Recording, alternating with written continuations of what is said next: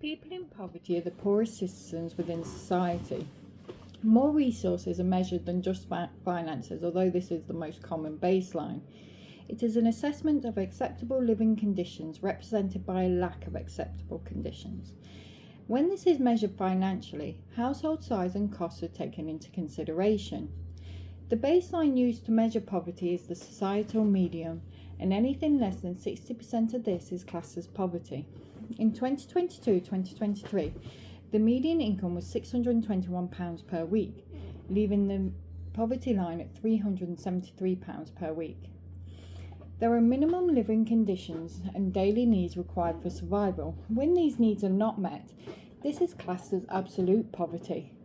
The baseline varies country to country based on the economic conditions, but is assessed as a lack of access to food, safe water, shelter and sanitisation, education, healthcare and material needs.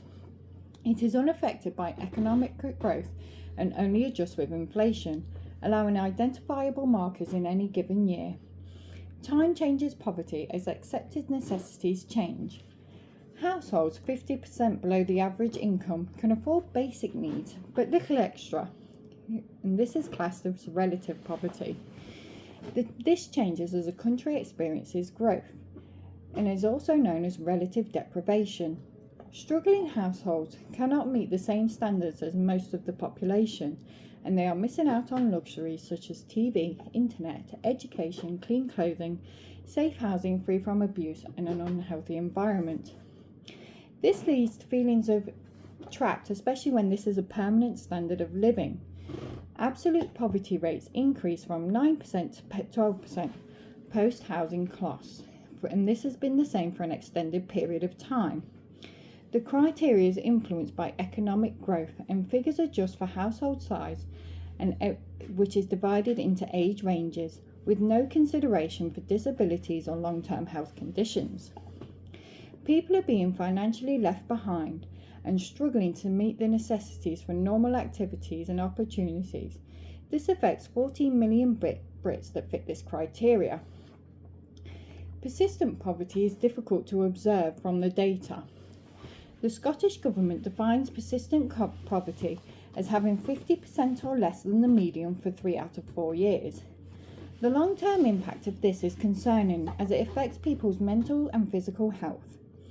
Children who have an 18% chance of experiencing persistent poverty have lower academic scores, which brings into question the impact this is having on their cognitive development. Social exclusion is a new term which is used when individuals, groups and areas cannot participate in the social system and do not have access to the same opportunities.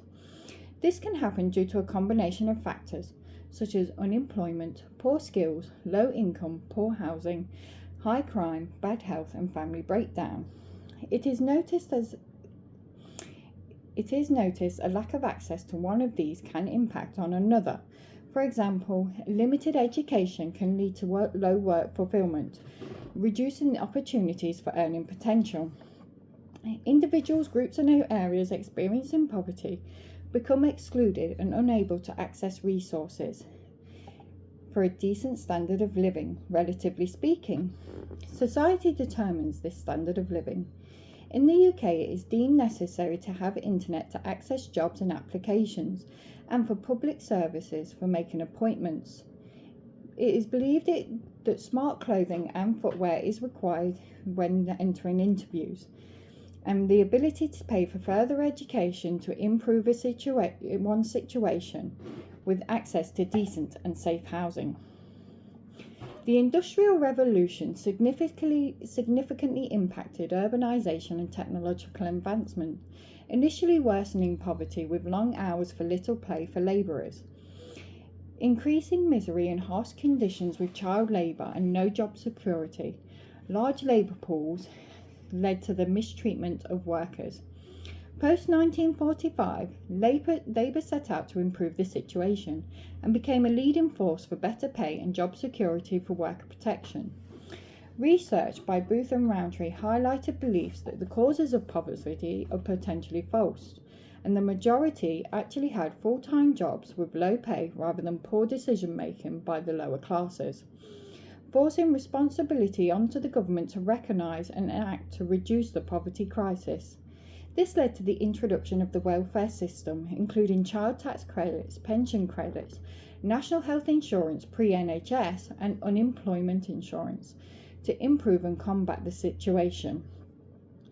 These safety nets proved vital during the Great Depression, but weaknesses soon became apparent and more needed to be done, which led to new programmes. In the UK, greater social spending was made possible, and the US Social Security came into place to benefit older people, working families with dependent, and unemployment benefits. This chart shows those living in the UK experiencing poverty. Overall, it remains fairly static for all people, around 20 to 24%, 14.3 million people. Working adults remain consistently in poverty at around 20% or 1 in 5. Children rates have fluctuated, with highs of 34 and lows of 28, rising to 30%, around 4.6 million children. In contrast, pensioners have seen significant reductions from 29.2% to lower than half at 13.3%, and now levelling out at 16.2%, still affecting 1.3 million pensioners. The reduction in poverty lines is due to welfare, such as pension credit and child tax credits. There is a notable dip across all age ranges as the country recovered from a recession. It is believed that not less people suffered from poverty, but in fact there was a lower median income at the time. It is argued that poverty is greater than depicted, and there is evidence that this is on the rise. Universal credits was set in place to replace 6 benefits. However, Britain's economic stability is questionable as demand for food banks has increased and rough sleeping has also increased. Low-income families are believed to underestimate the amounts they receive from benefits, as there is a mismatch in monetary data between government spending on benefit programs and poverty levels. It can be difficult to define poverty, as it has different meanings for different people. Charles Booth and Seaborn Rowntree introduced a scientific method. Charles Booth, wealthy businessman and a social researcher, believed Henry Hyndman underestimated the number of people experiencing poverty and set about a social investigation, publishing his findings in Life and Labour of People in London. This had depicted the poverty maps, which showed London's East End in a colour-coordinated format. Black for the poorest and lowest class people, orange for the wealthiest. It was shown that 30% of Londoners lived in poverty or in want, and he believed the government was responsible for easing this burden. Seaborn Rowntree, inspired by his father Joseph Rowntree and Booth, was an industrialist and a social researcher. He set about his investigations in York and established the poverty line. He said 21 shillings a week was what was needed to remain out of poverty. However, 28% of York fell below this line, showing that London was not an isolated incident, but the problem was across the whole of the UK. He published his findings in Poverty, a Study of Town Life, and asked leading nutritionists about caloric intake and balanced diet. He studied food prices and discovered the cheapest way to maintain this. He declared a person needs shelter and therefore must pay rent, heating and lighting for this space, required clothing, household and personal items. This was the minimum accepted standard for him. He declared that there was primary poverty, where people did not have enough money, and secondary poverty, where there was enough money, but spending placed people under the poverty line. Booth and Rowntree discovered that 50% of those in poverty was caused by low wages, unemployment, illness, old age and instability, and not irresponsibility. Low-income families with large children were the most affected. Findings spurred new politicians like Labour to protect low-income working families, as growth and social mobility was impacted by those that were experiencing poverty. In contemporary times, different variables affect how people experience poverty. and a more profound understanding is necessary to assess poverty's impact on social and economical development. Although income analysis is a highly used method, it is not comprehensive, and there are three other main methods. Households below 60% average income. These do yearly research and publish statistics focusing on households below 60% of the median income. Income comes from wages, benefits, capital gains and taxes, and is equivalized for varying household sizes and needs. 8% of the population experience persistent poverty. That's 3 out of 4 years below the average household income threshold and rising. Absolute low income takes a median base year and is adjusted for inflation to track whether increase in wages is having any effect on poverty, without economic growth and increasing inequality affecting this data. It is to see whether income is increasing in line with inflation and the distribution of resources has no impact. Relatively low income takes the year's current median income and relates to households 60% below this as the poorest households in society.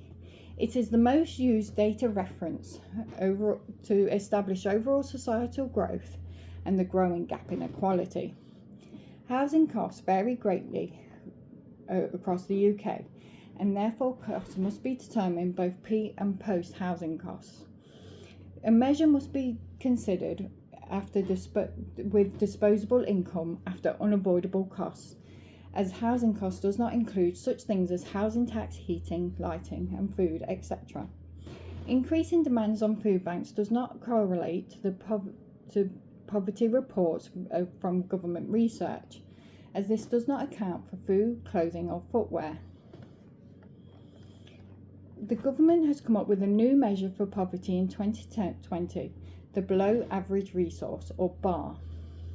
It is an approach that is proposed by the SMC, available resources such as savings, inescapable costs, rather than just income-based. It is an effective immersement for effect to combat the crisis and improve standards of living conditions.